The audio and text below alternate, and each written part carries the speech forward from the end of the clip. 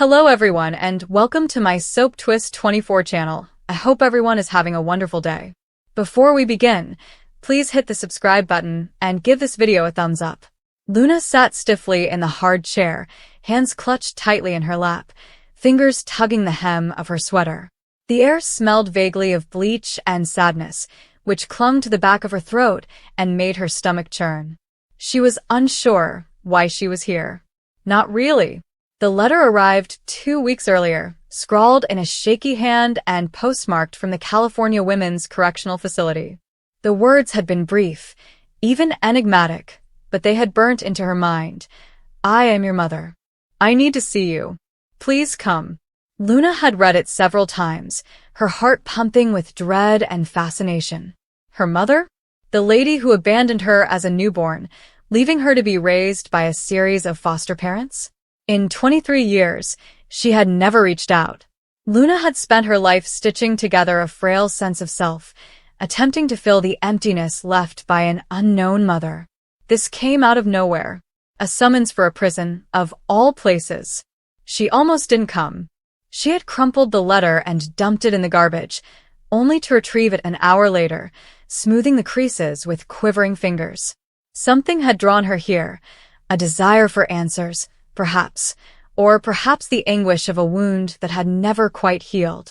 And it was Bill Spencer, of all people, who had convinced her.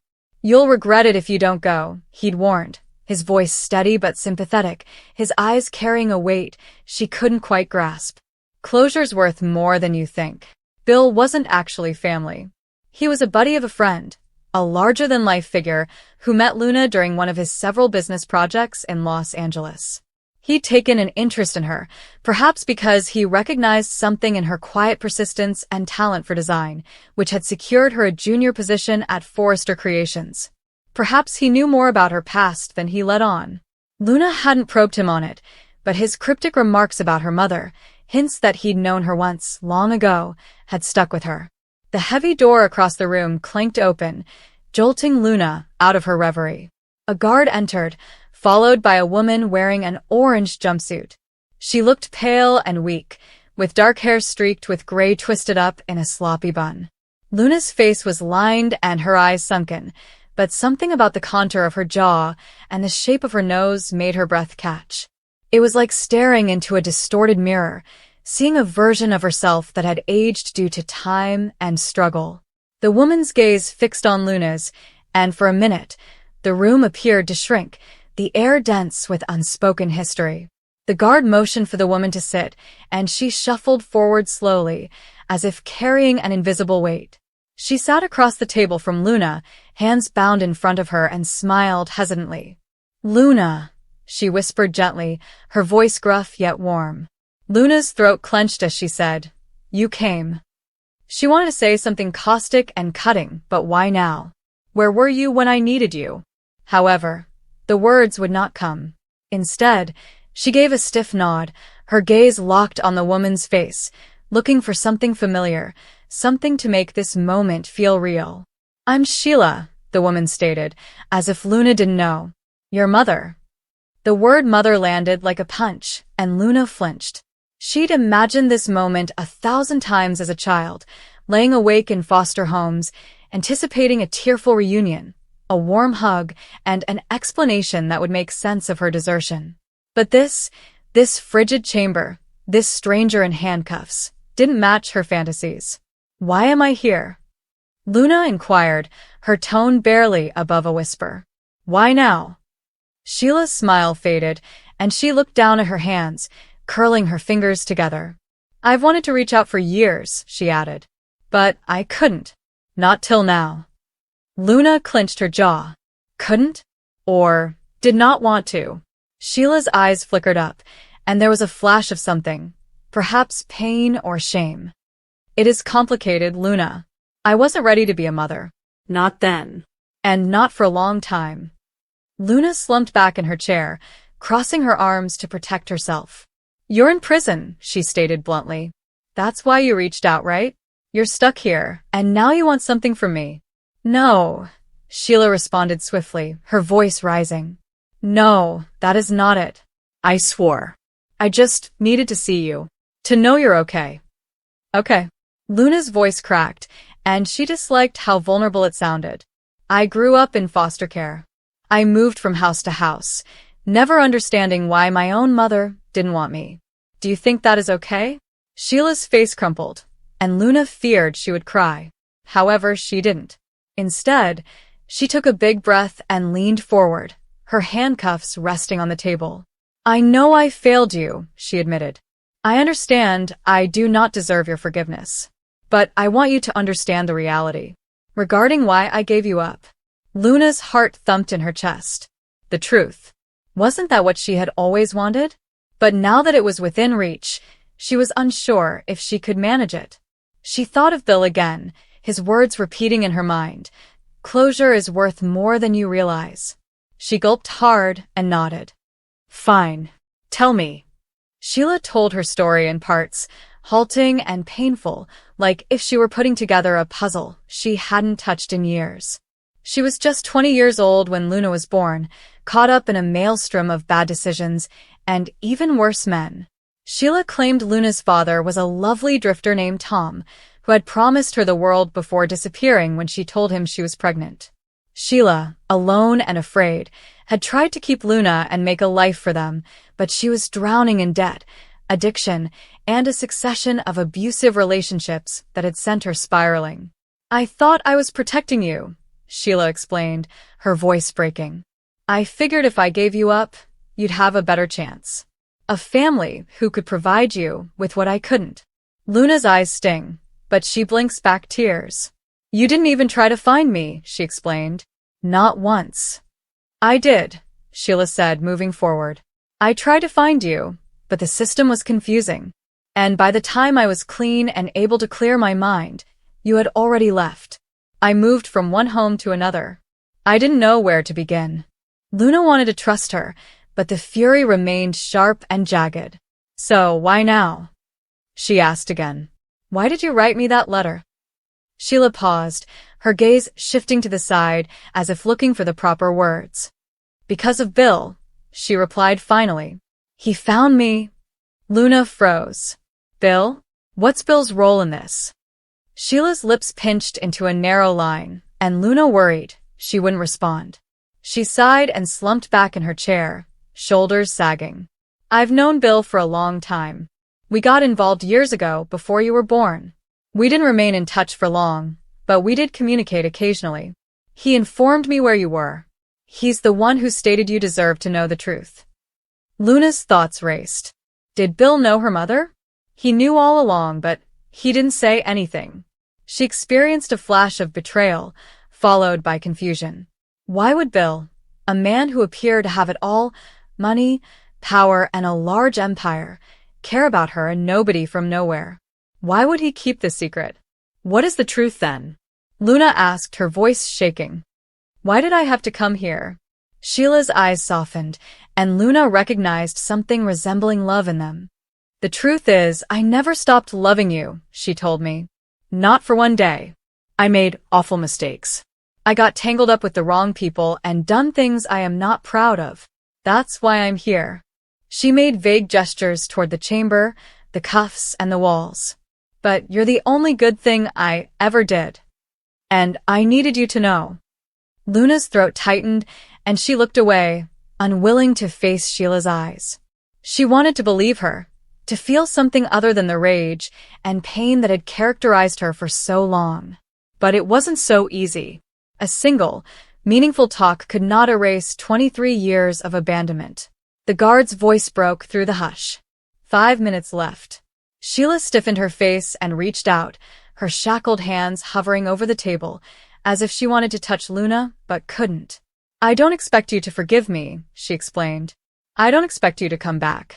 But I want you to know how proud I am of you. Bill mentioned your job at Forrester, and how talented you are. Luna, you are doing well for yourself. Don't let my mistakes keep you back. Luna's chest wrenched with a mixture of pain and longing she couldn't identify. She reflected about her life, her position at Forrester, the design she'd put her heart into, the tenuous bonds she'd formed with individuals like Bill, who'd believed in her when she didn't believe in herself. She recalled the times when she wept herself to sleep as a youngster, wondering why she wasn't enough. And now, here came the lady who had abandoned her, uttering words that were too little, too late.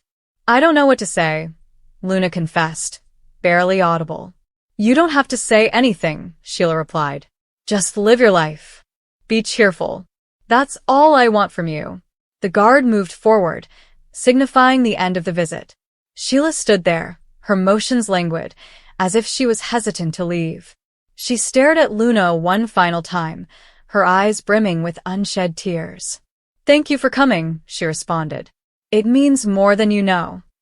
Luna watched as the soldier carried Sheila away, the heavy door slamming shut behind them. She sat for a long time, staring at the empty chair, her head a jumble of emotions. She felt raw and vulnerable, like if a wound had been reopened and allowed to flow. But there was something else, too, a little spark of something she couldn't quite identify. Not forgiveness yet, but perhaps the beginning of understanding.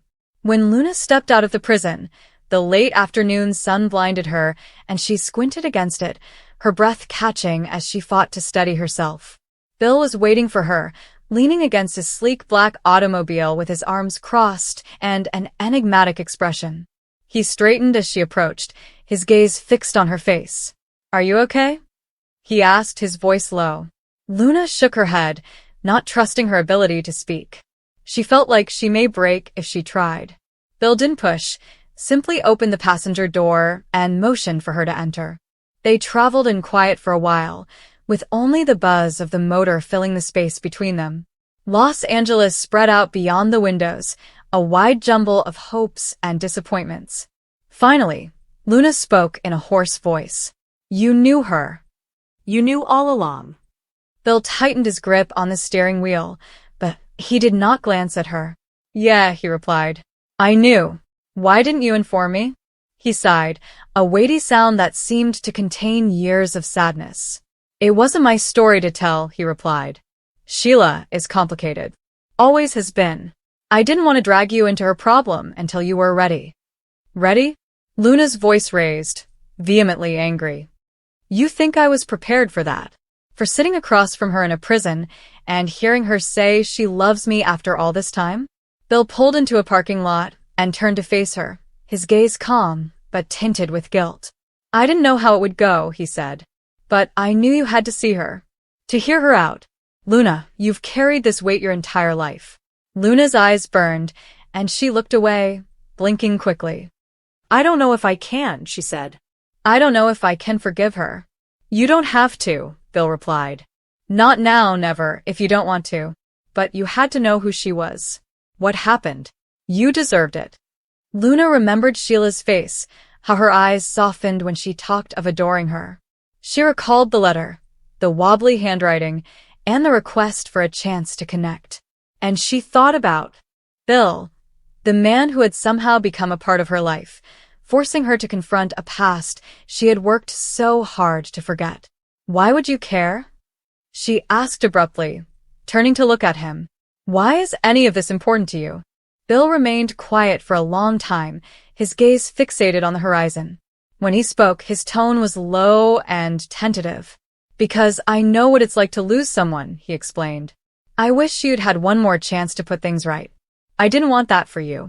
Luna's chest clenched, and she felt a rush of thankfulness mixed with the sting of betrayal. Bill had hidden secrets, certainly, but he'd also given her something she didn't realize she needed. The opportunity to confront her history and see her mother for who she was, warts and all. They remained silent for a bit longer, the weight of the day settling around them.